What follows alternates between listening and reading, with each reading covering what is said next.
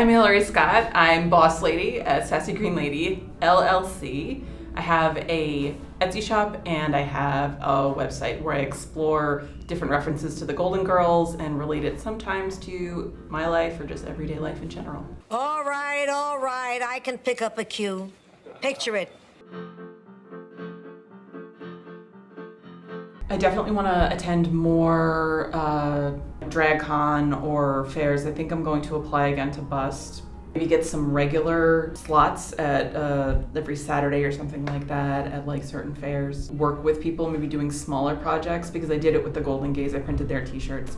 So I'd like to do smaller projects like that and see how it goes. But I don't necessarily want it to become like a big ass thing because I'm just not like a businessy person, and I want to be able to be the person still making things and creating and not just making business decisions. I like talking to people and not taking myself too seriously. Like I take my work seriously, I just don't take myself seriously at all. I don't know how anyone can. You can see that when Dorothy chooses twice not to be with Glenn O'Brien. I am looking and listening, and I can't help but remember that I've been in the room before when your wife called and you said you were alone.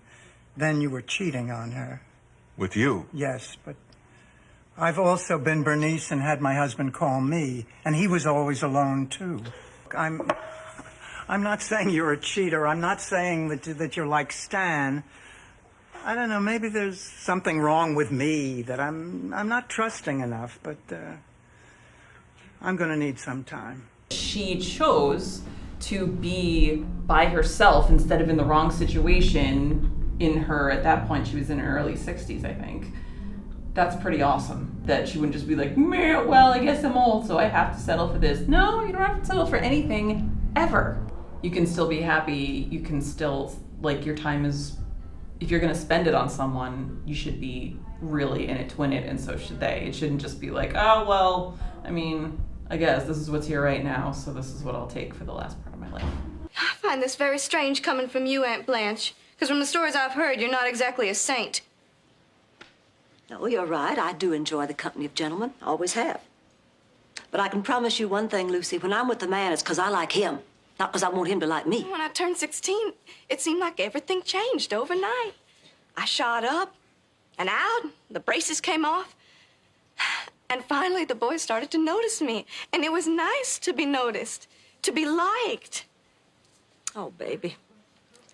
Honey, you've been trying so hard to get everybody to like you that you never got around to liking yourself. And if you don't like yourself, you can't respect yourself. And if you can't respect yourself, neither can anybody else. I like that they never make Blanche out to be this, like, desperate, insecure person, because I do believe people in general act out in certain ways out of insecurity. And obviously that's what her niece was doing. Blanche just owned it and she said, I just love the company of men. I always have. And she doesn't do it because she wants to feel respect or feel loved or to feel valued. She's just like, nope, I just like doing it. That's why I do it. Yeah, it's very organic. It's either a scene that I found on Google, or it's a topic that maybe has been stewing in my head for the past few days, or because I don't do it like weeks in advance. I probably should, but I don't. That's just not how my brain works. Pretty much it's very organic. It's very like either what I'm experiencing at the time and how I can relate it to the girls, or something was said on the Golden Girls and I'm like, oh, wait a minute, or how can I relate that to my life, or how could other people relate that to their lives? She goes, a man in a wheelchair satisfies a woman. It's a short story, but I think it makes my point. Just because a man's in a wheelchair doesn't mean he can't satisfy a woman. What do you know about this, Ma? Picture it.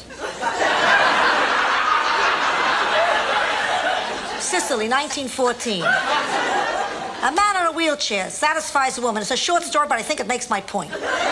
He is in the witness relocation program, and he is a English professor, but he used to be an accountant.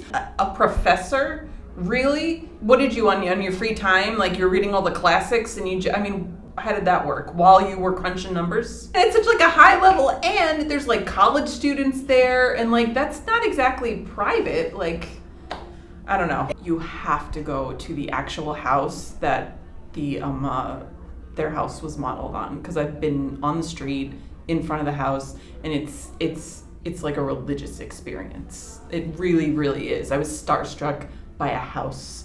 I was just like, you can find Sassy Green Lady on Etsy. I have a blog, sassygreenlady.com. My handle is at Sassy Green Lady on Instagram, so feel free to follow along. Say hi to me, please, because I like when people do that. Look for me at some upcoming fairs and festivals. I hope to be selling some stuff.